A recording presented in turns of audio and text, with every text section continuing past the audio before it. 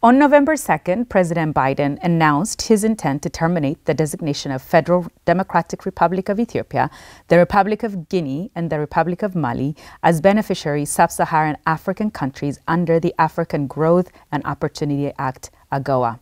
In his statement, President Biden said, "I'm taking this step as Ethiopia, Guinea, and Mali are not in compliance with the eligibility requirement of Section 104 of the AGOA. Accordingly, I intend to terminate the designation of Ethiopia as beneficiary under AGOA as of January 1st, 2022. Ethiopia is one of the 39 sub-Saharan African countries that currently enjoy duty-free export status to the United States. AGOA has helped make Ethiopia one of the leading sub-Saharan African exporters of apparel to the U.S. AGOA preferences offer a valuable competitive advantage to Ethiopia's exporters." Ethiopian Americans and Ethiopians have been working diligently to persuade the Biden administration to reverse this decision. On December 15, Congresswoman Karen Bass, Democrat of California, released a statement asking for the extension to the Ethiopia's AGOA termination deadline. In her statement, she said on November 2nd, the Biden administration announced its intent to suspend Ethiopia from AGOA by January 1st, 2022. Suspension of AGOA will reverse economic gains that have been hard-won by the people of Ethiopia and American investors and exacerbate the circumstances of the most vulnerable sectors of the population, including women and children. I urge the administration to allow time for all parties in Ethiopia to take the necessary steps to end this conflict, deploy humanitarian aid to those who need it, and continue negotiation to garner peace. The abrupt timeline of January 1st, 2022 will adversely impact citizens without necessarily altering the pace of progress. Let's get to our program. I'm going to start by introducing our guest first. Zamadina Nigatu, Global Chairman, Fairfax Fund LLC, based here in Washington, D.C., Chairman of African subsidiary of one of the largest, best-known European multinational fashion design and manufacturing companies, and of course, formerly Managing Partner and Head of Transaction Advisory, Eastern Africa for Ernst & Young. Welcome, Zamadina. Thank you. All right, Yabsra Zode, International Development Finance Professional. She's an Associate Director at MEDA Advisors and member of We Aspire, an advocacy group here in the U.S. Tababu Asafa, Social Entrepreneur, Benefit Corporation for Africa Initiative founder, and the first prototype is Blessed Coffee. Welcome, Tababu. And from Hawassa, Hibrat Lemma, CEO of Hawassa Industrial Park Investors Association. Welcome, one and all. I should mention before we begin that we extended invitation for Office of U.S. Trade Representative and the State Department representative to join this discussion, and they both declined, but we are going to move forward with this discussion. So let's break down AGOA in numbers for Ethiopia. It has been a fairly successful program, at least for the last 20 years. And some of the numbers, if we look at, when we first, and back in 2000, year 2000, Ethiopia's export was about $29 million. And in 2019, it jumped to, by the time it's 2019, it jumped to 571 million. In 2020, 525 million. So let me start with Hibret. What are the leading products that are being exported through AGOA? Thank you, Helen. So the garment products would be the number one that are being exported to the U.S. I have to mention that the fact that in 2015, the AGOA extension was lobbied by a major brand, PVH, especially for Africa. And one of their arguments was that they mainly talked about Ethiopia, the potential it has, and it hasn't utilized the potential, especially in the apparel industry. And what are the number of jobs created, Zamarina? I know there's different numbers that we see out there, but what is some of the specific numbers that we're saying that jobs created? So, as you said, the numbers vary, but there was a recent statement by the AmCham in Addis. They estimated that direct employment related to AGOA is 200,000, and indirect, which means the logistics companies and others, combined will be another 1 million. So altogether it's estimated to be 1.2 million people either directly or indirectly are dependent on jobs created benefiting from Ethiopia's participation in AGOA. At least that's the data that we have. I don't have the exact official data, but this is something we got from AmCham when we did a press conference about 3 months ago when we were discussing the impact of AGOA on Ethiopia. And so on the flip side, when we look at U.S. export to Ethiopia, back in 2000, it was about $165 million. It jumped by the time it's 2019, 971 million. And in 2020, it was 868 million. So most of this export, would you say, is in what? Right. Or the import. From the U.S. From the U.S. to Ethiopia import, yeah. A lot of it is actually aircrafts and parts that Ethiopian Airlines purchases. This is something probably we need to underline. Ethiopian Airlines is by far the largest customer of Boeing in Africa. That's true. By far. I mean, this is not even, the second one is not even close. So the U.S. does benefit from the success of Ethiopia, and more particularly the success of Ethiopian Airlines, which actually, you know, is the largest airline in Africa today, and then amongst the largest 40 airlines in the world. So there is obviously a direct benefit for the United States to stay engaged on the bilateral trade front as well, not just AGOA benefiting Ethiopia. So Hubert, let me come to you. What are some of the key benefits of AGOA afforded to the nations that qualify for AGOA in Africa? And if we can talk about specifically in Ethiopia, what were some of the benefits that you saw? Right. It's very important to mention when we talk about, you know, it's good to talk about the numbers, the export value, but I can talk about AWASA in terms of creation, job creation, right? The AWASA Industry Park went operational in 2016, right? There was zero employment in 2016. From zero employment in 2016, today we have 30,000 plus direct jobs, and double that number. Studies show that for every single direct job, there is two indirect jobs created, at least, right? And not counting the people who are dependent on those employments. So we can fairly say that there are around 90,000 jobs, direct and indirect, created thanks to the AWASA Industrial Park, which is 80% beneficiary. The exports from the AWASA Industry Park, 80% of the exports is to the US. So it's a staggering number, you know, knowing that the population of AWASA is for about 400,000, 4-point-something 100,000. So 1/4 of the employment created actually in AWASA is dependent on the AWASA Industrial Park, meaning i.e. AGOA, right? So this is a tremendous benefit for the employment created for, especially as you know, almost 90% of our employees in the industrial park are women. So you can imagine the benefit that AGOA has created since 2016, just talking about AWASA, because I know AWASA Industry Park from the beginning. Right, what's the U.S. benefit through AGOA? Not just, you know, this is not just a one-sided benefit. So there's a flip side. You know, what do you think U.S. benefits from this kind of program? Yeah, that's a very good question. In fact, as an American, Ethiopian American, I see this move is very short-sighted. It's not well thought. And the Biden administration is trying to use it as a political tool, undermining its own long-term interest, especially in the context of U.S.-Africa trade. Yeah. To give you context, 2018, the U.S. enacted a new law called Build Up Act, because their presence in Africa is marginalized by the growth of the Chinese footprint. And their supply chain, they're very dependent of America is very dependent of the Chinese supply chain. They want to pull that out. They want to grow their footprint in Africa. And Africa right now, if they want to regain African presence, the African diaspora is a tool that they have.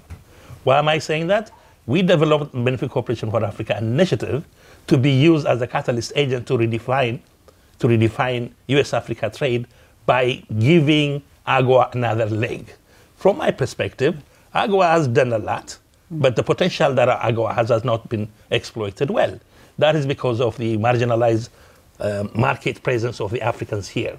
We sell our commodity. We don't value add. We don't compete. So we developed Benefit Cooperation for Africa initiative to do exactly that, meaning we're giving the African entrepreneurs, even community producers in Africa, collective investment access to the US market, including the coffee farmers. So why are we doing that? Because we want to provide an incentive to the US, the growing US Africa diaspora, to put its investment and purchasing power and invest in that model. It's a new international trade geared towards development. It was first enacted in the state of Maryland in 2010. Now the law in 38 states. It benefits both. So in 2025, when AGWA is coming, it will be up for renewal, we aspire to put our initiative to be incorporated into AGWA so that America can benefit big time by providing the African diaspora a role to play. Why am I saying this? Because Africa is a big market, growing market. America cannot afford to undermine her presence in the global context.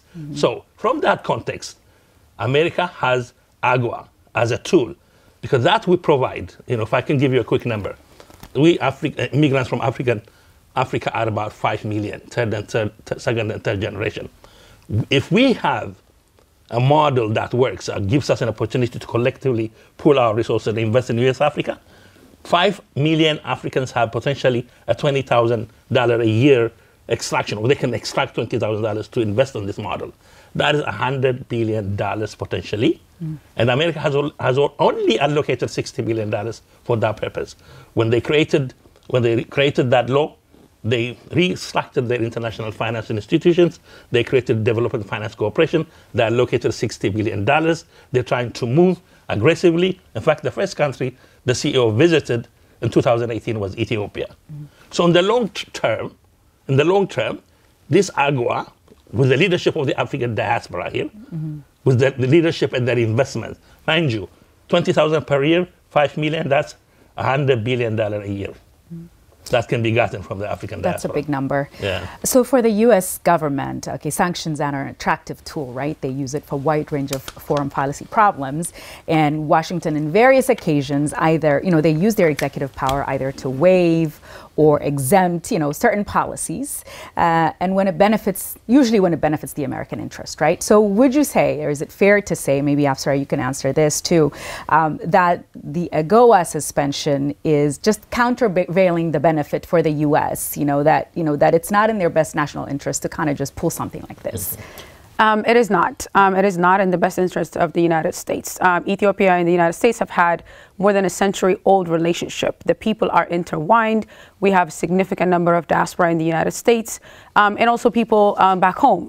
They romanticize the United States, right?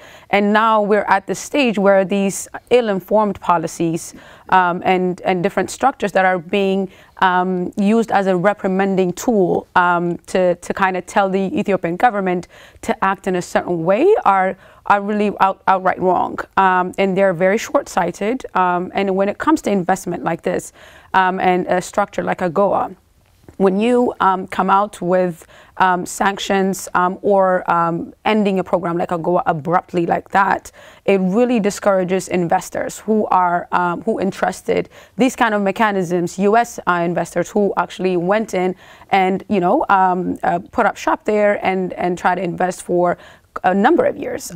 Investments of this caliber are not just a year or 2 year.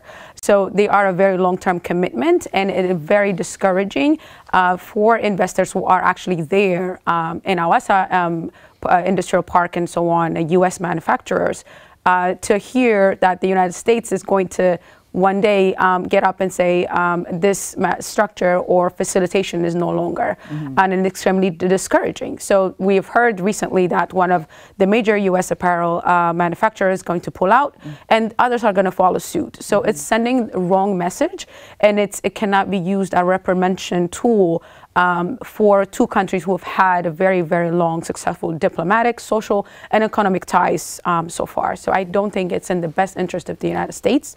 And it's very much ill-informed by individuals within the Biden administration that are not, that don't have the best interest of both countries at heart.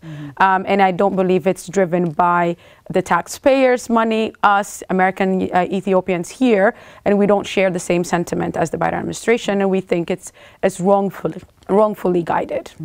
So we're going to take a quick break. We'll be right back. Stay with us.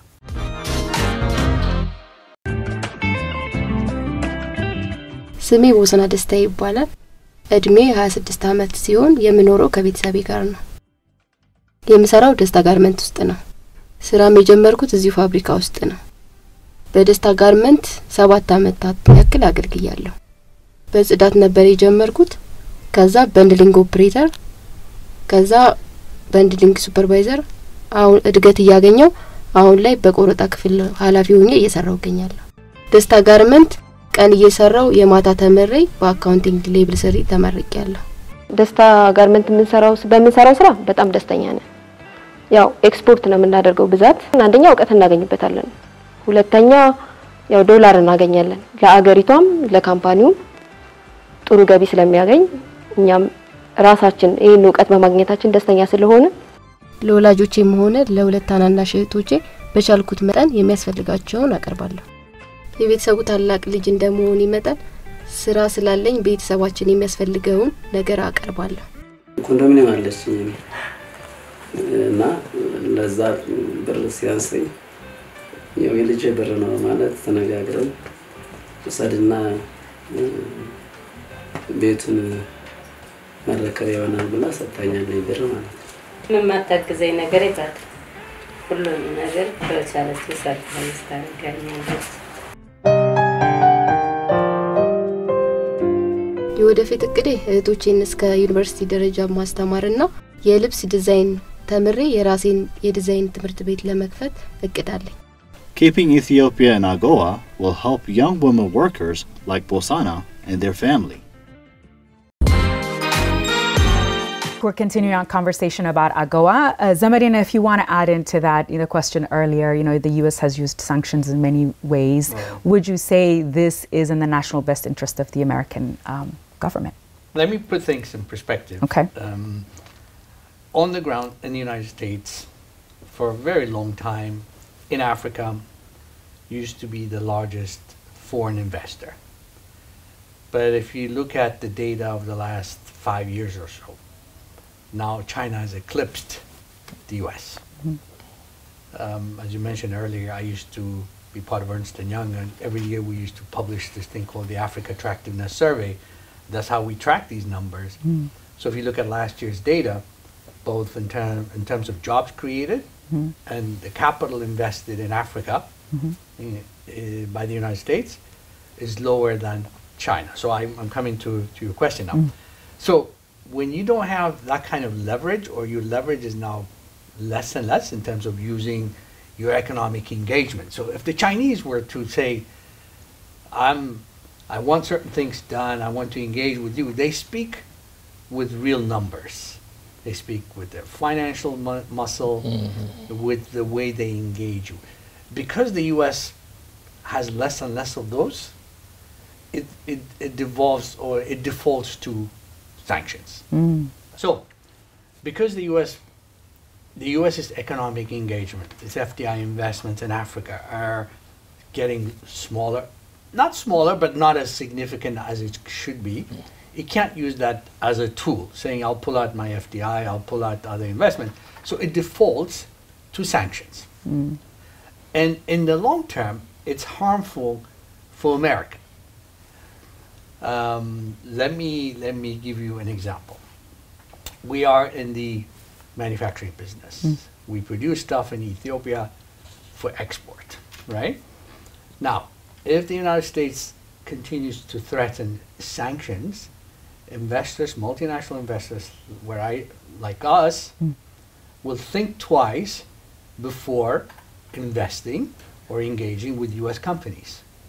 So what happens? You give more space to your arch rival. You give more space to, by President Biden's own admission, the United States' #1 global competitor, which is China. If you look at what President Xi Jinping announced last week at FOCA, which is the China-Africa Forum, for the next 3 years, they committed $40 billion of investments in Africa, including Ethiopia. Ethiopia actually for China is the anchor country for FDI. So it's fair to say then America is ceding its position without a doubt to China and Africa, whether they knowingly or not, because you understand how foreign policies are made in Washington. There's a bunch of people permanently sitting on K Street in downtown DC, right, who makes the decision. It's not the American people have outsourced foreign policy making to a handful of people, whether it's Republican or Democrat in the White House. Doesn't Actually, matter. There's a firm establishment. Well, so these people tend to have a myopic view of things. I always argue, if the United States wants to remain a superpower, okay, we want to have those McMansions and beautiful lifestyles that we have here in the United States today, does it make sense to disengage from Africa? Does it make sense to put sanctions on more consequential countries in Africa and ceding it to arch rival? I mean, think about it that way. Maybe the numbers may not impress American policymakers sitting here today. So, like you said, Ethiopia buys $1 billion a year from Boeing alone. right, Ethiopian Airlines. Multiplied by those kinds of companies Ethiopia can create and will create in the next 5 to 10 years. Remember, there's 117 million Ethiopians today, and in 22 years, there'll be 180 million Ethiopians. Yes, we're very busy people replicating, I agree with you, but that's also economic power, right? That's what China did. So they're ceding a very large, potentially large, and politically and security-wise very significant country by defaulting to sanctions as opposed to other means of engagement. right, And AGOA scares investors. right, If you leave AGOA today, if the U.S. says, Ethiopia, you're not eligible for AGOA, it's not like turning on the light switches in the studio on and off tomorrow that these investors will come back tomorrow. No. I mean, I know how investment decisions are made. They take years to make a decision. To exit, as difficult as it is quick. But to come back into a country with the U.S. whispering in the ears of investors, you know what, by telling you AGOA, by revoking AGOA, we're also telling you maybe Ethiopia is not a good place to invest. Is that the way to engage with a partner? Look what the Chinese did 2 weeks ago. And I've actually posted this on my Twitter account because I thought the contrast was just so dramatic. 3 weeks ago, Secretary Blinken went to Kenya to talk about Ethiopia. A week later, the Chinese foreign minister went to Ethiopia to talk about Ethiopia. You see the disconnect. remarkable here? contrast, yeah, So, for us, as Ethiopian Americans, we care both about this country, but also just deeply care about the country of our birth.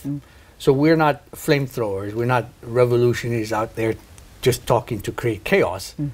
We are concerned citizens who are trying to highlight the importance of the United States engaging Ethiopia in a constructive way so that the prosperity, the safety, the security of Ethiopia also benefits America's national security interest. I mean, when President Biden signed the executive order back in September, he cited that what is going on in Ethiopia, or Ethiopia as a country, has a national security implications for the United States.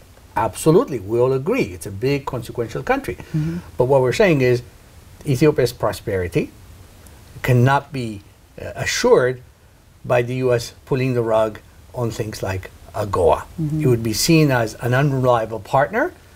And the sad part is, actually, the president has the authority, the executive authority, to actually waive. This is at his discretion. He can make that decision. He's the president of the United States. It's been used many times, citing national security interests. Absolutely. When the legislation says you have to do this, the president comes back and says, no, I've made a determination. It's not in the long-term interest of the United States to do X, Y, and Z. He can still do that. We have 14 days left. That's true. And we hope he does that. Yeah.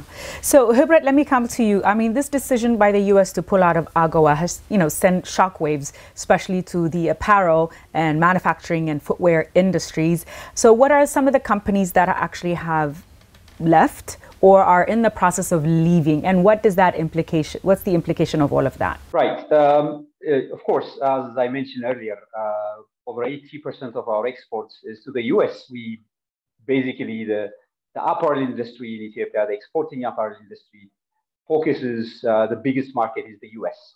So withdrawing AGOA is going to be for manufacturers, it's going to be impossible to continue their operations with a profit. So obviously, manufacturers will, if it goes on, they will definitely be obliged to stop their operations. There are, I think you're thinking of when you're talking about PDH-AM factory that recently announced that it closed its operations. The official reason is actually due to the current security issues, but the AGOA has obviously a big role to play. I mean, there are other companies that are contemplating, even though there isn't. And the thing is, we still hope, as Zamadini just said earlier, 14 days left, right? So we hope that the U.S. president will really understand the impact that is going to make in Ethiopia. I mean, I have to say, AGOA is a great tool in developing, and especially in the apparel sector, in developing skills. We've worked 5 years. The companies who came here to invest have believed in consistency of the U.S. policy. They do not expect a tool like AGOA to be withdrawn all of a sudden, right? So we have invested on education. We have invested on skills of our workers. This is a moment where manufacturers start to see profits. This is not the time to stop it.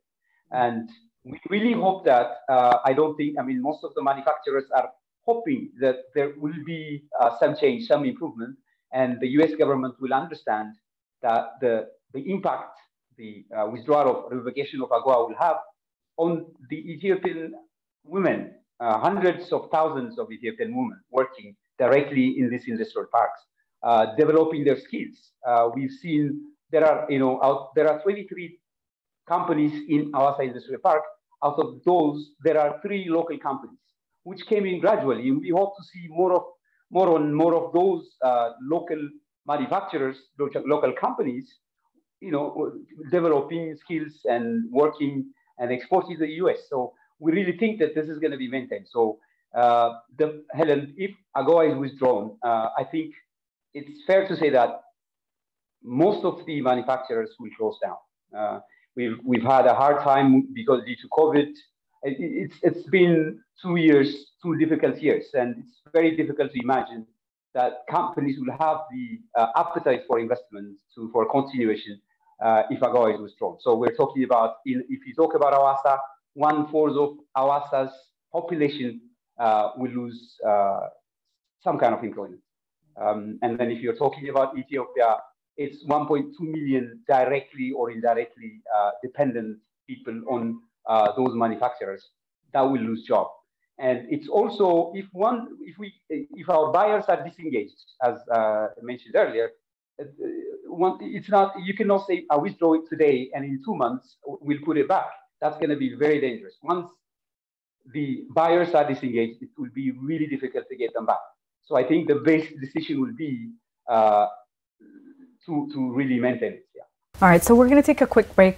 We'll be back and continue the discussion. We'll be right back. ስሜ ቦሰና ደስታ ይባላል። እድሜ 26 ዓመት ሲሆን የምኖረው ከቤተሰቤ ጋር ነው። የምሰራው ደስታ ጋርመንት ውስጥ ነው። ስራም የጀመርኩት እዚሁ ፋብሪካ ውስጥ ነው። በደስታ ጋርመንት 7 ዓመታት ያክል አገልግያለሁ።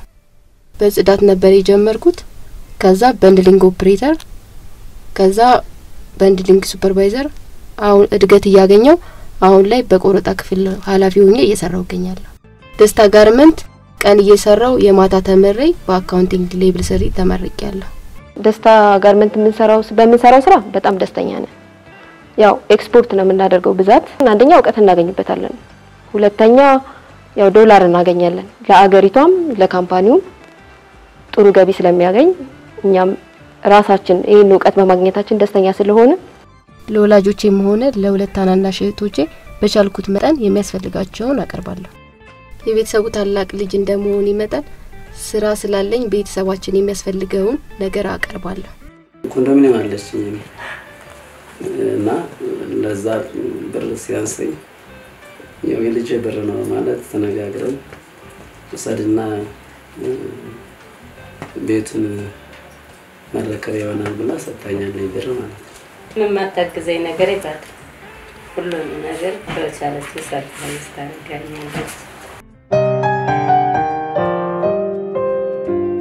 የወደፊት እቅዴ እህቶቼን እስከ ዩኒቨርሲቲ ደረጃ ማስተማርና የልብስ ዲዛይን ተምሬ የራሴን የዲዛይን ትምህርት ቤት ለመክፈት እቅድ አለኝ። Keeping Ethiopia in AGOA will help young women workers like Bosana and their family.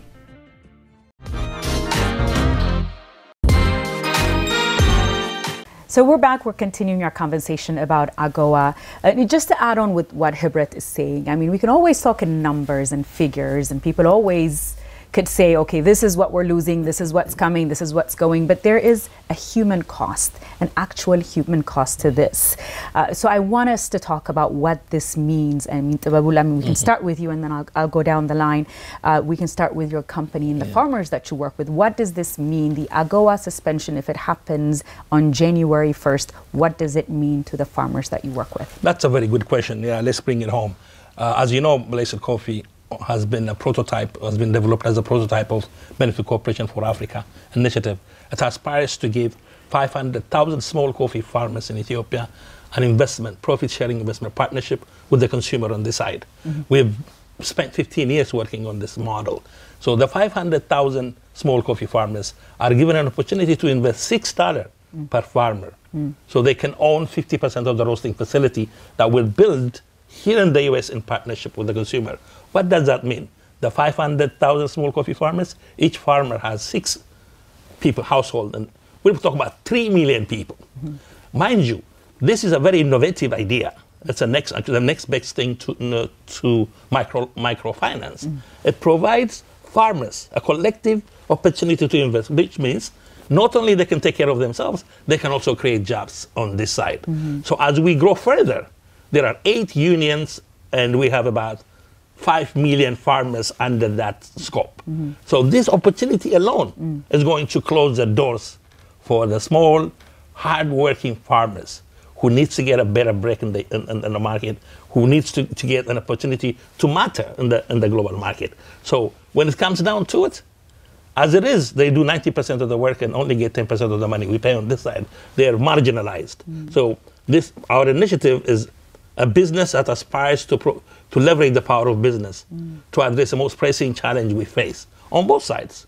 So the number, the people, the small farmers, the 500,000 to start with, and the 5 million down the line in 5 years.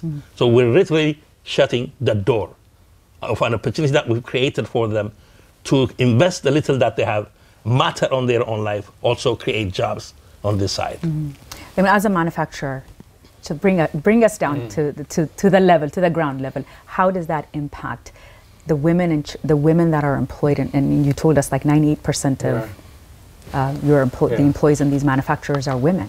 So what does that mean? Right. So first and foremost, a lot of these women are very young. This is probably their first, in fact, I'm almost certain this is their first formal paying job. And what has happened is they have now become primary or sole earners, paycheck earners in their families. They haven't had jobs, they were staying at home, they probably graduated from high school or in some cases from college. They were unemployed until these factories, these manufacturing facilities started showing up. So if you pull them out of the job line and put them on the unemployment line, the entire family behind them is now impacted as well. And this is what I mean. A lot of the women that we know also that we employ are mothers. They have young babies, young kids, who are depending on that paycheck that the mother brings in from the factory work. And this is what I'm saying. It's easy sometimes to sit in Washington 10,000 miles away and make these macro level, powerful sounding decisions, and they are actually. But when you reduce it to individual level, this is what happens. You're putting people out of work. Here's the thing. The United States gives officially $1 billion of aid to Ethiopia for people to bootstrap themselves up out of poverty, to reform their lives and other things. Fine. But here's the disconnect. You are now unemploying people at the same time. It's remarkable. Can you to see me. that? Yeah. How are you giving aid on one hand, right, and you're taking away the livelihood, the ability to provide for their families, exactly, their ability to change the trajectory of their families for the next generation. Exactly. It's not just now. So we're taking this away. So it just doesn't make sense to me. The contrast is remarkable to me. What would you like to add to that, Yabsaram? Just to add, like has been said, it is a quite contrast. You're creating. And as we know, Ethiopia is going through very tough time. The economy is going through COVID and the war. So already as it is, our social fabric and our economic fabric is very much stretched. So to add to that and to pull AGOA abruptly like this is to putting out the women who can afford school and meal for their kids out of work and in line for aid. And we're already saying, you know, there's just little, so much aid that can go around in Afar and Amhara and in Tigray regions. And you're already pulling so many people out of the job and they're gonna go to the lines to get food. So, and that is really not what the US is trying to accomplish at the end of the day, right? You're trying to facilitate, and the Biden administration has implemented extremely ambitious trade and investment structures through Prosper Africa, through USAID, and they are facilitating and mobilizing investments into the continent. So when you are pulling out such structures and discouraging investments, you are increasing the dire situation that people are already in through COVID and through war in Ethiopia, for example, and putting them in line for aid and handouts. And that is really not what we're trying to do, and it's not sustainable for any development apparatus that we're trying to put together. That's true. If I may add, sure. When you look at the big picture, what they're trying to do in the context of US relations, this is directly contrary to the core value of the US foreign policy. Meaning, US foreign policy, basically, the core US foreign policy is to promote democracy, commerce, prosperity, here and in the world. So what this thing is going to do at the end of the day? Ethiopia is, as you say, the consequential, I mean, hundreds of 10 million people in the Horn of Africa, geopolitics, Horn and the Middle East. Destabilizing that region, one way or the other, is a very critical crisis, looming crisis for the world. So the Biden administration is really driven by the short-sighted political gain and doing, really destabilizing the whole world as a result. And destabilizing Ethiopia, one way or the other, is destabilizing the region. That's true. So, you know, you've touched on this earlier a little bit, Zamarina, but what's the largest message that it sends for the investment community in the West? If we can elaborate a little bit on that, about investing in Ethiopia. Long term, like you said, you know, these decisions are made, you know, decisions are not made overnight. These are very long-term decisions for business industries, for any industry for that matter. So what message are we sending to the world about Ethiopia and investing in Ethiopia? Not very encouraging for investors. At least sitting from our perspective, I've been in the investment business for more than 25 years. When you hear the United States government acting like this, it's like whispering in the ears of investors, don't do business in Ethiopia. And that, I think, is unfair, first of all. Of course. And secondly, as we've been trying to quantify it, it affects people's lives. Okay?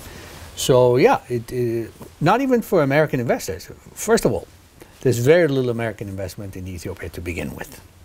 It's actually, considering the size of the U.S. economy, there's relatively little investment in Africa from America, from the United States. I mean, we need to be very clear. This is a superpower, it's the largest economy in the world.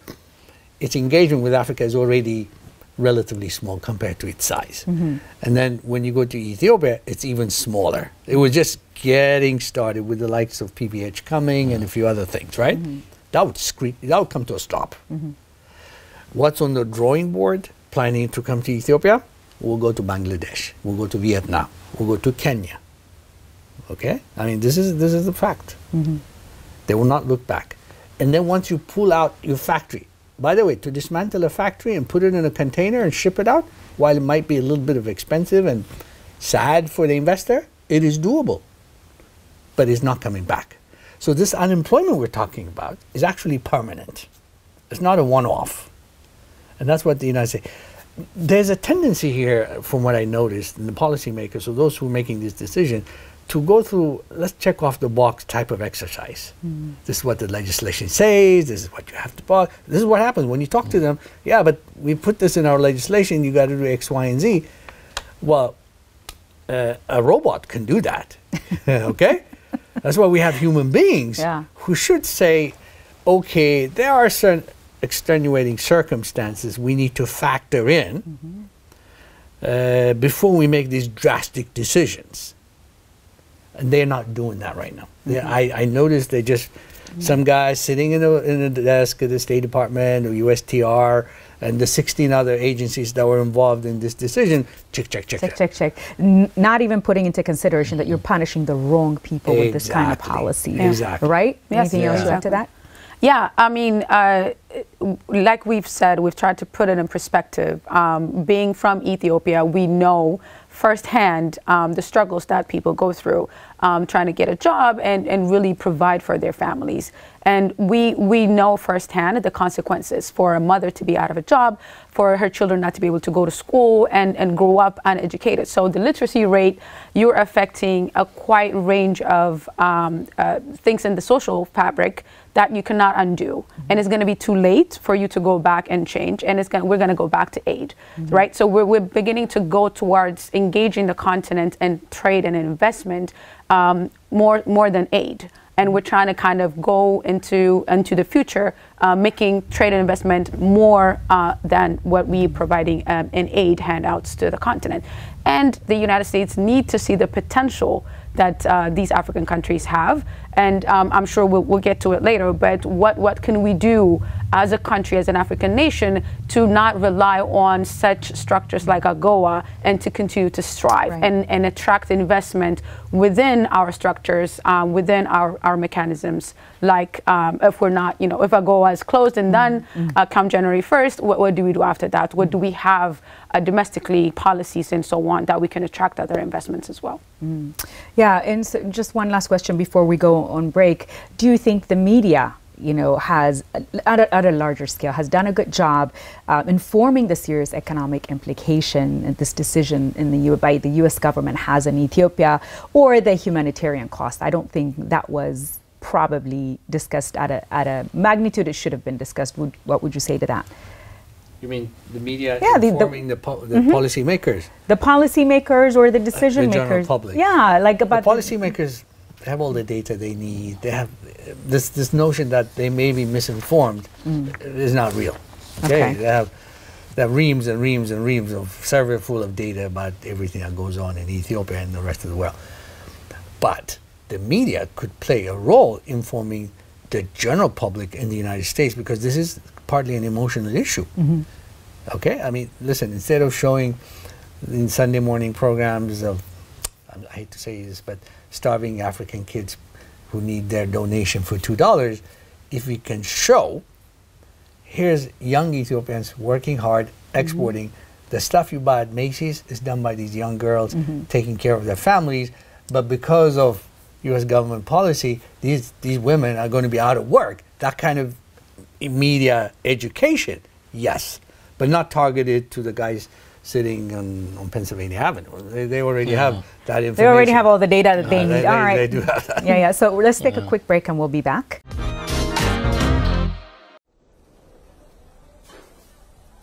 It has been 4 months since Saron has joined the 8,000 young women employed at one of Ethiopia's leading industrial parks.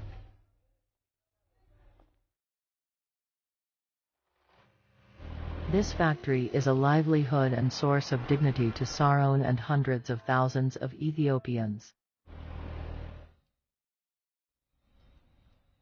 Global brands such as Garber, Carter, Oshkosh, Calvin Klein, and Tommy Hilfiger are made in the hands of young women like Saron, who have withstood several challenges to lift themselves out of poverty.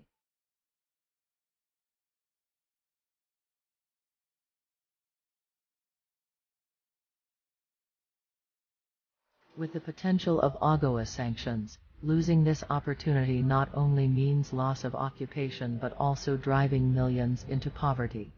And women like Saron would face forced marriage and illegal migration.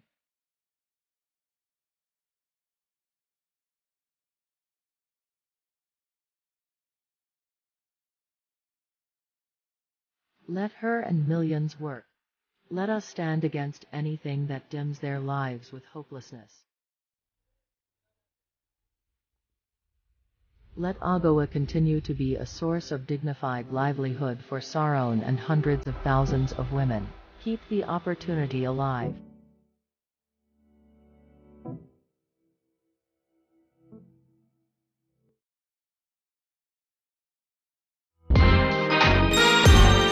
So we're back, continuing our conversation about AGOA. So this is an important conversation that we should have. So what are some economic policies, changes that need to happen from a government level, instead of us relying on programs like this by the West? We need to be self-sufficient, right? We need to come up with our own programs, or there need to be other things that, whereas when something like this happens, we're not losing our balance. So what are some of the changes that needs to happen within Ethiopia from a government level in policy and other initiatives that we should consider? Zamarine, let me start with you. Sure. So from when you take AGOA off the table, that means it's no longer, and Ethiopia is no longer eligible. You have to think of what next.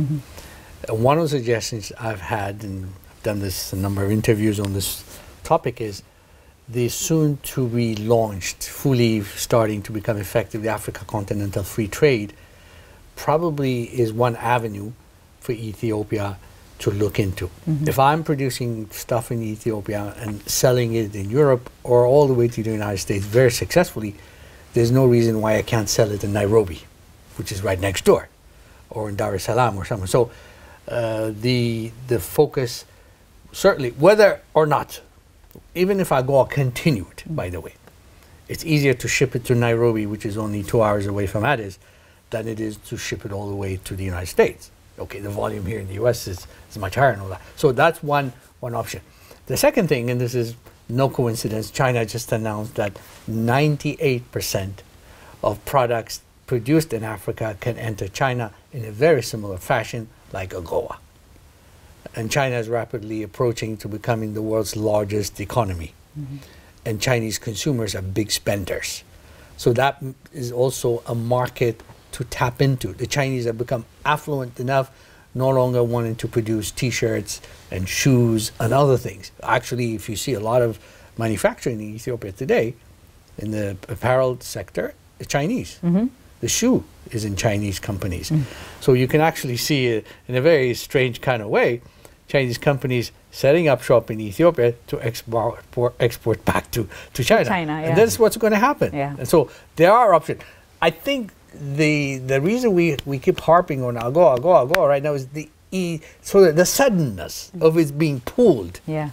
If you had a runway for a while to prepare for it, you could, migrate to other places, or even be efficient enough to export to the. By the way, when they remove AGOA's eligibility, it doesn't mean that you cannot sell to the U.S. market. It's just that you won't be competitive. That's all it means. So if we have given 2 or 3 more years where we build up our efficiency, and I'll tell you, without giving away trade secrets, there's a factory that I'm involved in, where in just less than 3 years of production in Ethiopia, our productivity is equivalent to 95% of our European factories in just 3 years. You give me another 2 years, I'll exceed that. So at that level, actually, I may not even need the AGOA tariff protection for me to sell my stuff in the United States competitively to beat the Chinese and Bangladeshi producers, sellers in this country. So all we're saying is the suddenness is what worries us. We didn't have the time to prepare. But anyway, there are other options. China is an option. Europe, unless they follow the US, which I doubt very seriously, because the Europeans have resisted following the US on this, then Ethiopia can still sell through what's called Everything But Arms. There's a program, a different version of AGOA, where we sell to Europe. It's still a very big market, actually. European economies combined actually are bigger than the US economy combined. So we can still there, but losing the American market is painful. I mean, we need to be very, very cognizant of that fact. So what would you add to that to encourage investment and growth? I agree. We have to have multiple play. But the key element, as far as I'm concerned, we Ethiopian Americans are 1 million in the US. We're paying tax, we're voters, and we have a stake in the game. So from my perspective, as I said earlier, if my initiative, which is a new value chain that provides community producers investment access in partnership with the diaspora, we're talking about Ethiopians can invest $20 billion a year to grow that market. So we have to have, the problem that we have here is we sell our coffee green in the US market. Why don't we roast and sell it directly to the consumer? There's a federal cooperative agency in Ethiopia that has 90,000 cooperative under supervision, representing 28 million people who sell commodity to the world. Why don't we value add, source from the co-ops, give them an investment in the game, bring it and use this value chain that we created, sell and share the benefit across the board. So from my perspective, whether the Biden government can pull off what they're doing right now, down the line, it is our deal. In fact, in 2025, when ADWA comes back to be renewed, I'm going to work hard to make sure Benefit Corporation for Africa is amended.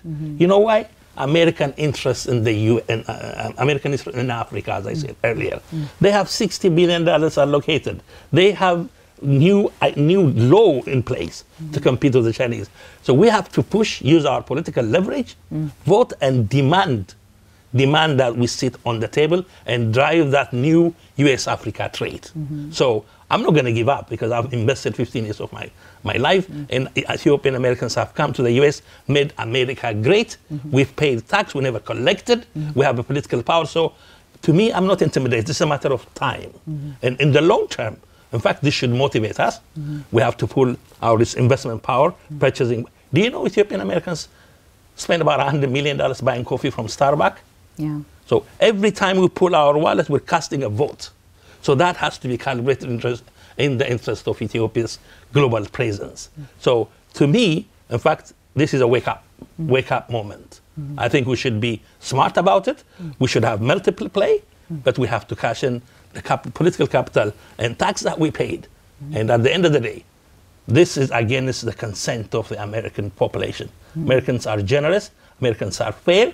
I mean, my initiative was supported with 15,000, 20,000 people in the TMV area. These are the ones who invested in the seed money in developing the prototype. So we have to take it directly to them by passing the political players. I think there's a grassroots opportunity to redefine US-Africa trade for mutual benefit by providing the diaspora a leadership role.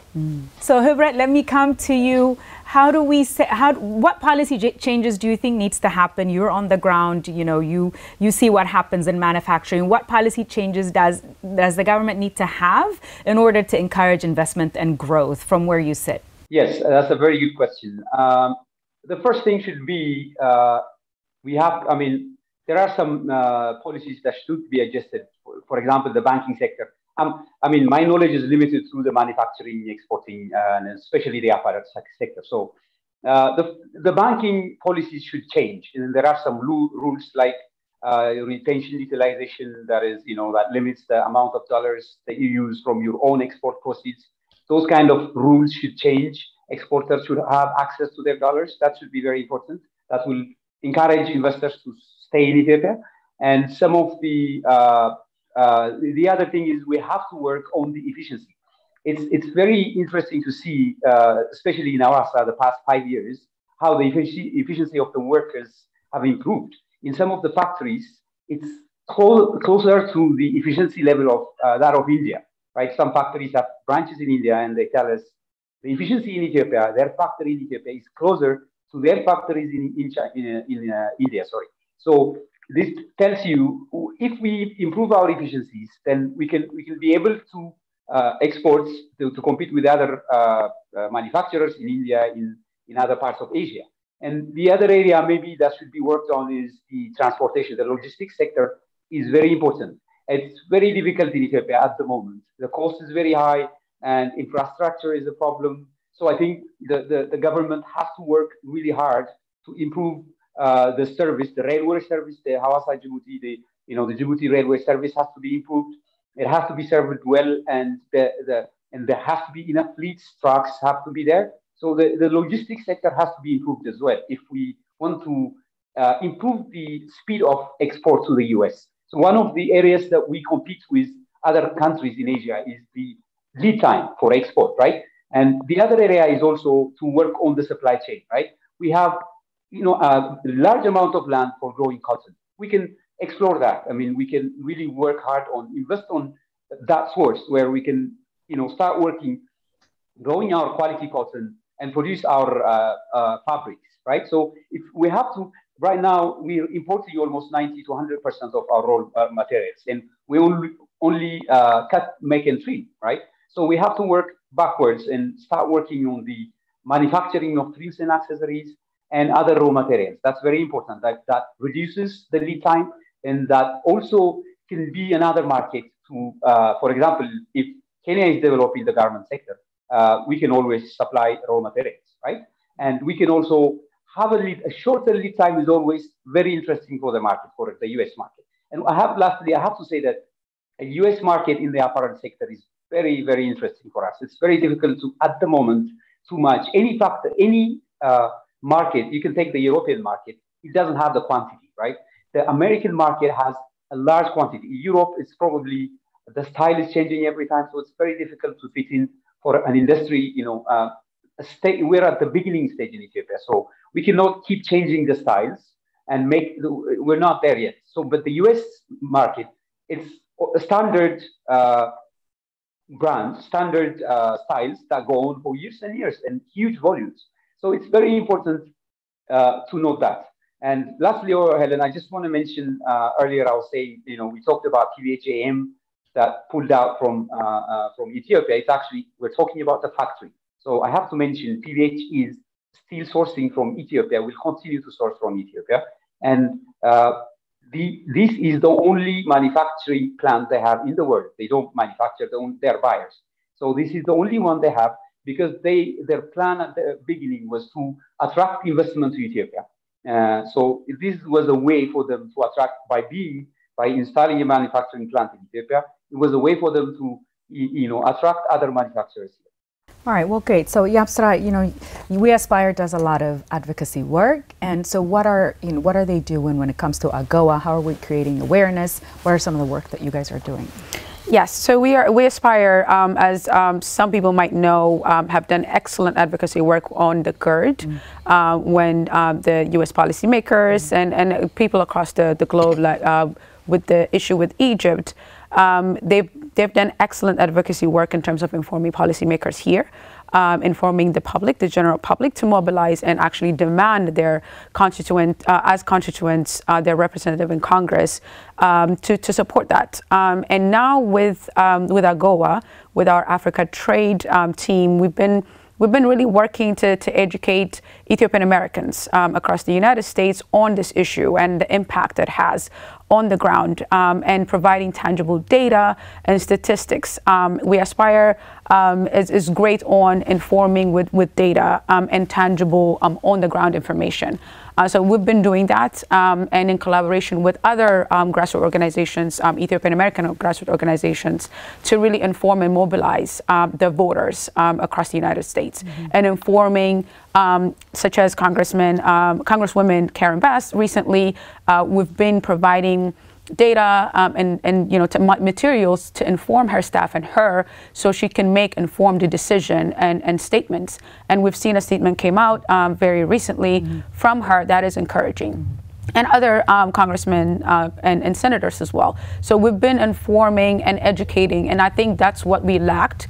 A lot of our communication and advocacy has been, within the community, and we've gone beyond that to educate the U.S. population, African American friends, Latino Americans, and to really stand behind our cause and support us. So there have been several attempts by the APAC, as you know, the American Ethiopian Political Action Committee as well, lobbying efforts of U.S. policymakers, and that we're seeing a few things here and there, but like it's been said, it's ill-intended in the back end that we were not able to penetrate so far from the constituent side, and we hope that policymakers and the Biden administration realize that this has significant impact on the ground for real people, real Ethiopians, everyday people, and realize that the implication is not really hurting those who are engaged in atrocities, and it is really hurting and adding to the chaos and the humanitarian crisis that is happening. And it is undoing the United States support for sustainable development in Ethiopia. It's undoing all of that work by adding fuel and putting people out of jobs. That's true. And you know, making these urbanized cities like Hawassa, that it is now a very affluent city that is really coming up. People are going there for jobs, for these industrial parks, and when you shut down everything, and the city dies as well. So we don't want to do that, and I don't think the United States and the Biden administration would want that on their hand, as they are advocates of sustainable development across the continent in Ethiopia. So, you know, we're running out of time, so I'm going to give you guys 30 seconds, you know, final thoughts on this. If you have to say, this is a one message I want people to know, what would that be? Somebody, let them start. 30 seconds. Well, I'm always very hopeful and optimistic about things. So the challenges that the U.S.-Ethiopia relationship is facing today will be resolved soon. But in particular with AGOA, that will be sort of a litmus test to see if the U.S. really wants to support Ethiopia's growth, Ethiopia's economic transformation, and certainly to make a statement saying we don't want to hurt hardworking young women. At the end of the day, that's what's we don't want to hurt those people who are trying to come up the ranks. These are people who are at the low end of the earning scale. They're just getting their first jobs. Is this really what the United States, is this really what President Biden wants? I don't think so. So he still has time. We have 14 days from today. Hopefully he can reverse course. And that's hopefully the message I want to convey today. Tuabu, 30 seconds. Yeah, I think the message here is for a short-term political gain, using AGOA as a tool. The contrast is just amazing. You know, for a lack of a better example, it's like taking a tool from a garage to a surgery theater, because there is humanity on the side, with consequence of a long time to come. So I mean, it is not appropriate, it's inhumane, it's cruel, and it's not well thought of. And so it's the wrong tool, and a consequence on the people of Ethiopia. 110 million, by the way, 110 million people are mad about America. America cannot afford to peace with 100 million people. Oh, well, that's a closing right there. Well, thank you. Thanks, one and all. We are out of time. Thank you for this important discussion, and we do hope, like you said, U.S. will take heed and hopefully reverse this decision. We have 14 days, and I hope they'll be able to see that this is really the wrong decision at the wrong time in the best national interest of not just Ethiopia, but then America. And I hope they will change course. So thank you, everybody. We'll see you again.